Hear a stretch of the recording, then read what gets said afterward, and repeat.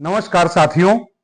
ऐसा क्या हुआ है कि बांग्लादेश की प्रधानमंत्री शेख हसीना ने वहां के विपक्षी दल जो बांग्लादेश नेशनलिस्ट पार्टी है उसके लोगों को बोला है कि भारतीय वस्तुओं का बहिष्कार करने के पहले या इंडिया आउट कैंपेन चलाने के पहले वो अपनी बीवियों के द्वारा जो भारतीय साड़ी पहनी गई है उसका बहिष्कार करें, उसको पहले जलाएं। भारतीय जो गरम मसाले हैं यानी जो अनियन है, गार्लिक है या फिर जिंजर है, ये सब जो भी किचन में आते हैं बांग्लादेश के, उन सब के बिना बांग्लादेश के पकवान बने, ऐसा बात शेख हसीना ने क्यों कहा।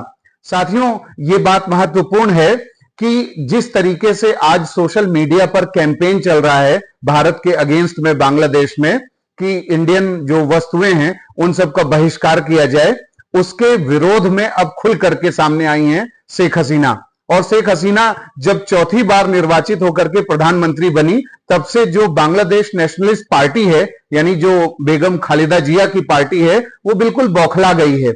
और जो विपक्षी दल हैं वो भारत और जो बांग्लादेश के संबंध है मैत्रीपूर्ण, वो उनको रास नहीं आ रहे हैं। और इसलिए ऐसी कॉन्स्पिरेसी, ऐसा षड्यंत्र करने की कोशिश की जा रही है जिससे भारत और बांग्लादेश के संबंध प्रभावित हों और उनके जो अपने वेस्टेड इंटरेस्ट्स हैं बीएनपी के वो पूरे हों। और इसीलिए लंबे समय से जो है ये देखा जा रहा है कि सोशल मीडिया पर बहिष्कार किया जा रहा है और इसमें जो बांग्लादेशी प्रवासी हैं दुनिया के अलग अलग हिस्सों में रहने वाले, उन सबको भी प्रमोट किया जा रहा है कि वो भारत के खिलाफ जो है बोलें और सोशल मीडिया पर भारतीय वस्तुओं के बहिष्कार की बात करें। साथियों, जो मालदीव है उसने भी ऐसी ही कार्रवाई करी थी और इंडिया आउट कैंपेन चलाया था।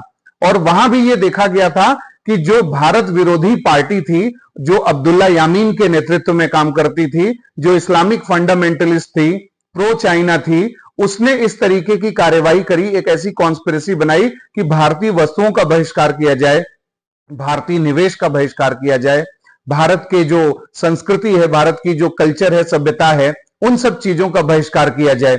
और इसी तर्ज पर बांग्लादेश में भी ये कार्रवाई हो रही है। साथियों, इसके पीछे सबसे जरूरी जो चीज है वो है लीडरशिप।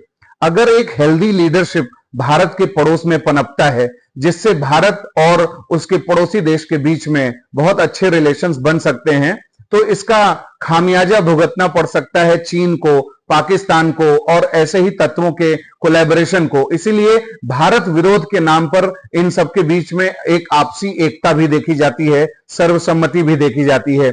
और इसीलिए शेख हसीना जो लंबे समय से चुप थी, उन्होंने अपने जो विरोधी हैं, जो प्रतिद्वंदी हैं, बीएनपी पार्टी से रिलेटेड लोग हैं, उनको अब ये साफ कर दिया है। और उन्होंने कहा कि भाई अगर तुम्हारे अंदर गट्स है तो अपनी जो पत्नियां हैं जो भारत की साड़ी पहनती हैं और जो भारत की साड़ी खरीदने जाती हैं, उस साड़ी को ले आती हैं और यहां पे बांग्लादेश में बेचती हैं, पहले उसको बंद करो, उसको जलाओ, तब तुम्हारे पास ये गट्स होना चाहिए कि आप भारत के वस्तुओं का बहिष्कार कर सको।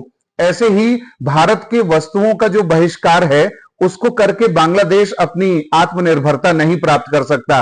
भारत ने अभी रमजान के मौके पर 50,000 टन जो है प्याज निर्यात करने की, बांग्लादेश को देने की का निर्णय किया है मोदी सरकार ने। यह भी एक मानवतावादी दृष्टिकोण है और इसी तरीके से भारत ने कई अवसरों पर बांग्लादेश को मदद किया है।